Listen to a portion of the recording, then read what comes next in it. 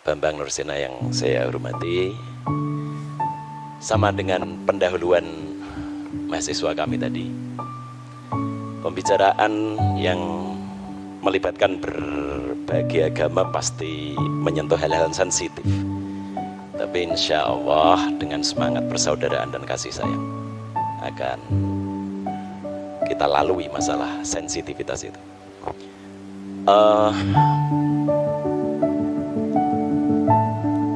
Injil Barnabas itu kan ditolak oleh komunitas Kristen.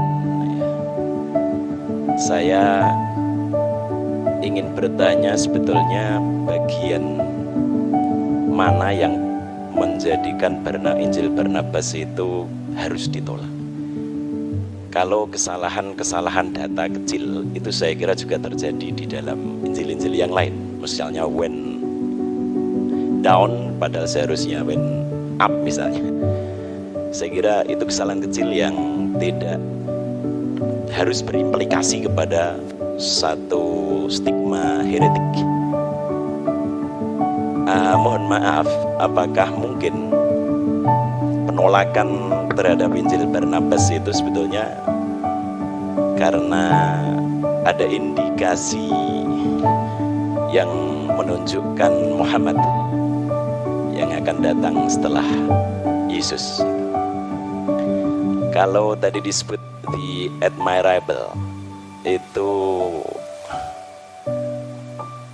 mungkin istilah yang baru muncul di abad-abad pertengahan gitu ya. Tapi saya pernah membaca juga bahwa dengan makna yang sama tetapi dengan menggunakan kata Yunani, Muhammad itu juga disebutkan gitu, dalam Pharekrida atau apa saya lupa itu. Apakah benar asumsi saya itu? Yang kedua, apa sesungguhnya keberatan yang paling utama umat Kristiani sehingga tidak menerima Muhammad dan meyakini Muhammad sebagai nabi sebagaimana Yesus dan Musa alaihi wassalatu wassalam? Dan yang ketiga, terakhir, bagaimanakah sikap saudara-saudara Kristiani terhadap para hermeneut yang pada umumnya berangkat dari gereja, tetapi kemudian tampak sekali usaha mereka untuk membuat Bible diterima oleh modernitas. Banyak sekali yang berusaha menyuwun sewu, misalnya kalau tidak salah Emilio Betti, kemudian yang ingin tanda kutip menyelamatkan Bible dari irasionalitas begitu. Dan ini dari kalangan gereja sendiri. Misalnya banyak hal-hal yang mereka anggap mitologis sekali yang tidak mungkin bisa diterima oleh nalar modern, sehingga harus ada upaya demitologisasi misalnya terhadap Bible itu. Nah, bagaimana? Apakah pandangan-pandangan para hermeneut yang kritis tersebut juga menjadi mainstream di dalam dalam pikiran para penganut Kristiani? Saya kira itu. Mohon maaf. Terima kasih.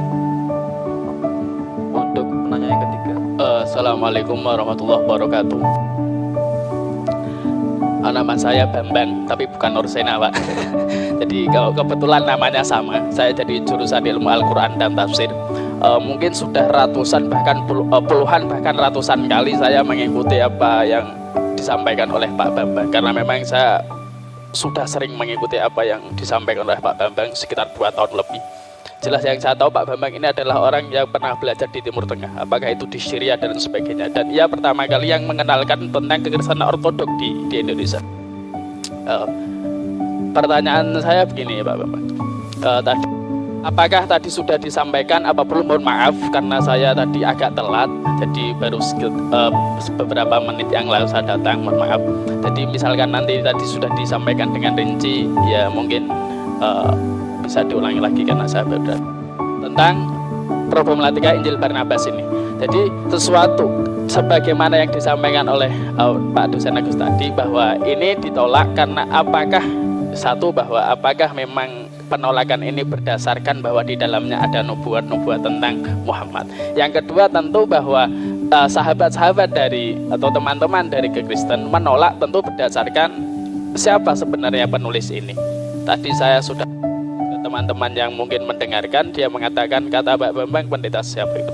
Nah, begini Pak, ya, tentang yang menulis Injil Barnabas ini sendiri, saya mendapatkan beberapa jawaban yang mohon maaf berbeda. Bahkan itu mohon maaf dari teman-teman Kristen itu sendiri. Pernah saya tanyakan ini siapa sebenarnya penulis Injil Barnabas, kenapa ini ditolak. Dia mengatakan bahwa yang menulis ini ada yang mengatakan salah seorang warga yang berkedudukan di Austria. Kemudian ada yang mengatakan bahwa ini ditulis oleh Mustafa de Arande, salah seorang muslim yang ada di Spanyol. Pertanyaan saya, siapa sebenarnya penulis Injil Barnabas ini menurut Pak Bambang Rosena, dan tentu dengan didukung dengan bukti-bukti sejarah maupun bukti-bukti secara tertulis. Baik, Assalamualaikum warahmatullahi wabarakatuh. Iya, terima kasih.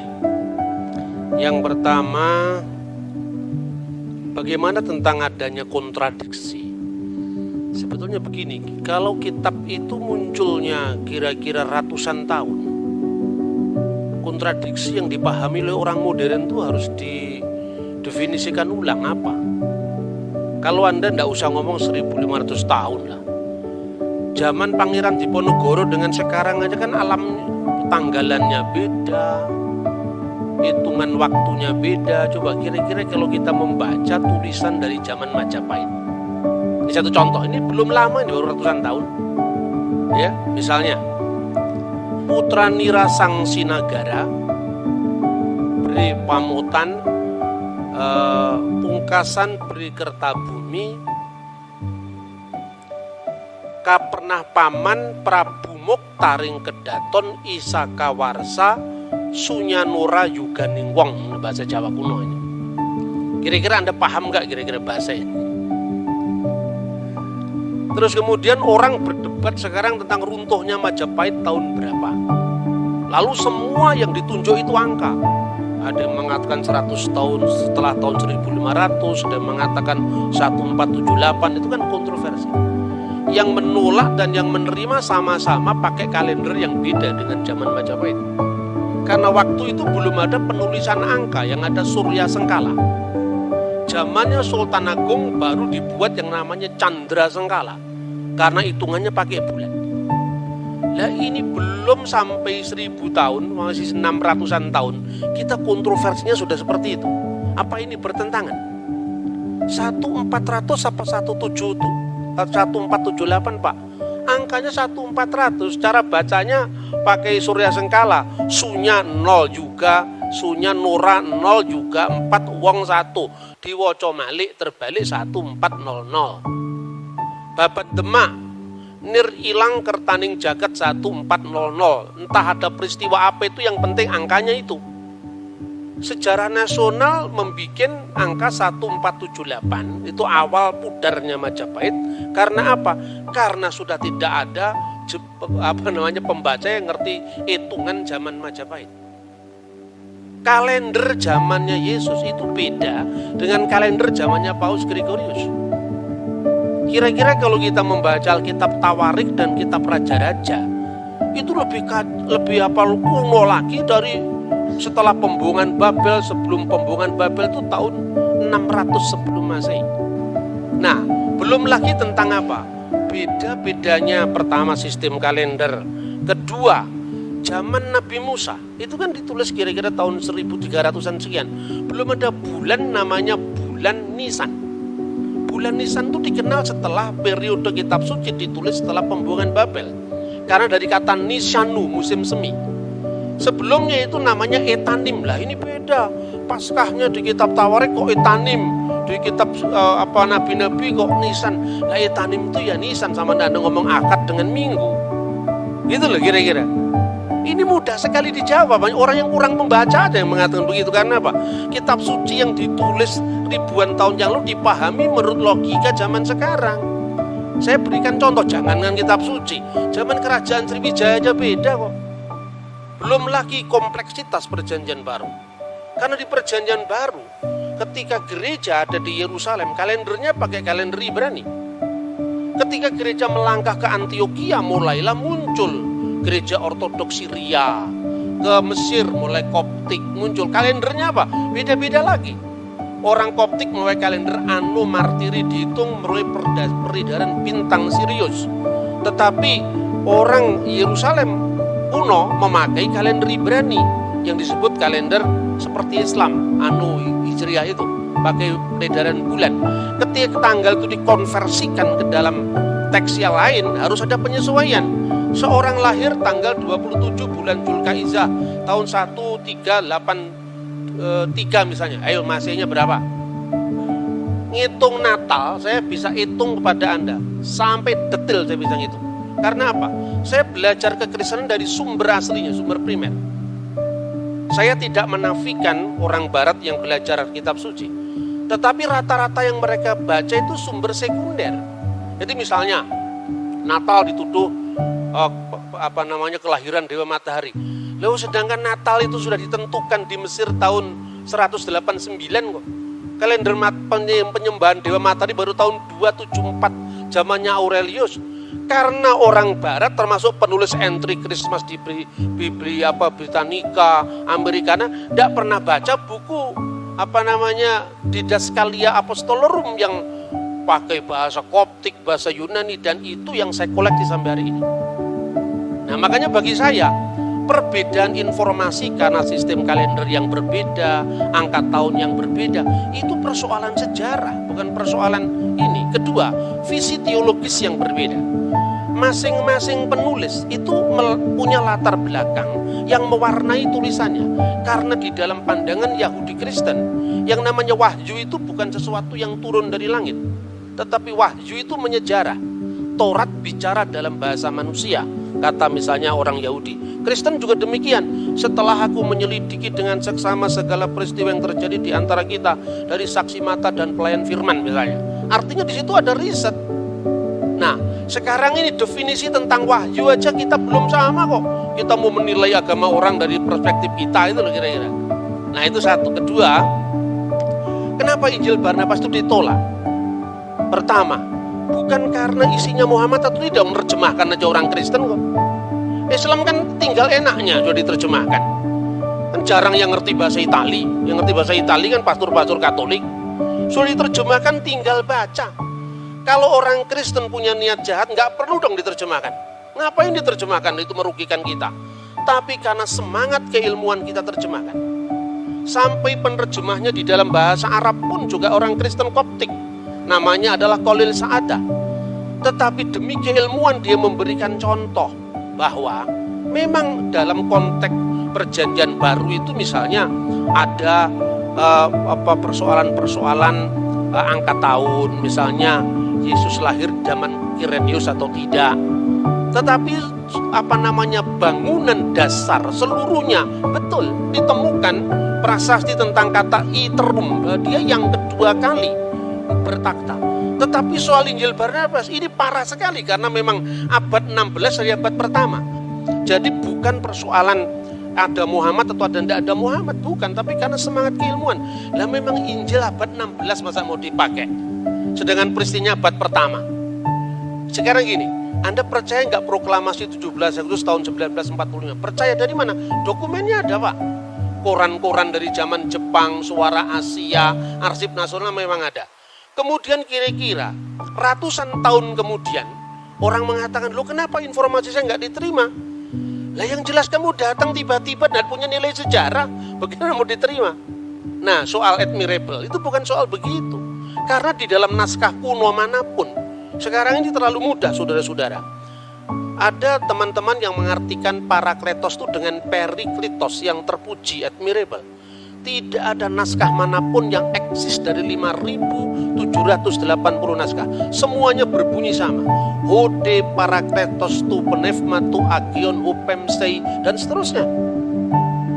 Seorang penghibur yaitu Roh Kudus, dan penghibur ini dalam bahasa Yunani parakletos.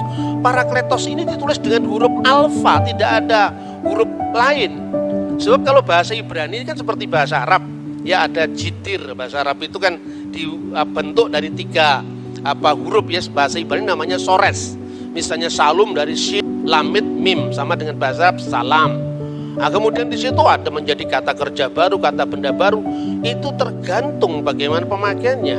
Salam, muslim, taslim, itu kan satu akar kata. Tapi kalau bahasa Yunani nggak bisa. Parakletos ya parakletos, periklitos ya periklitos. Karena apa? Seperti bahasa Indonesia, cowek nggak bisa dibaca cuek, nggak bisa dibaca cowok, ya cewek. Karena itu memang struktur bahasanya berbeda itu. Nah, naskah kuno itu melestarikan kata parakletos itu dari kitab Ratapan. Kitab Ratapan menerjemahkan parakletos dari menahem. Menahemma dalam bahasa Aram. Nah, kata menahem ini untuk apa? Sang penolong, sang pembela. Makanya dalam bahasa Yunani modern, advokat itu parakletos.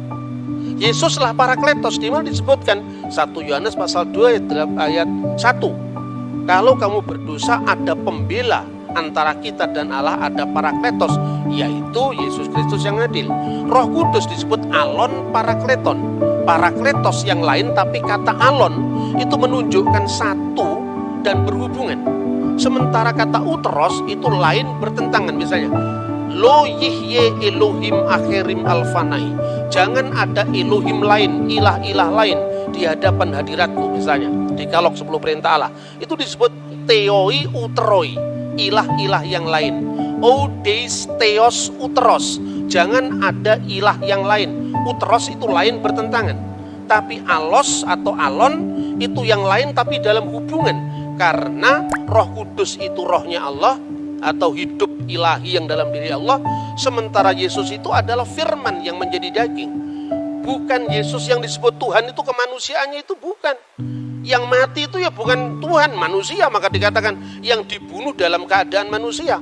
Seperti Quran turun ke dunia ada 2. Yang pertama yang kelihatan, yang bisa diterjemahkan, bisa dibaca dengan lipatan bibir, gerakan lidah, kata Imam Al-Ghazali dalam Qawaidul Aqwaid. Tetapi ada Lauhul Mahfuz yang kekal.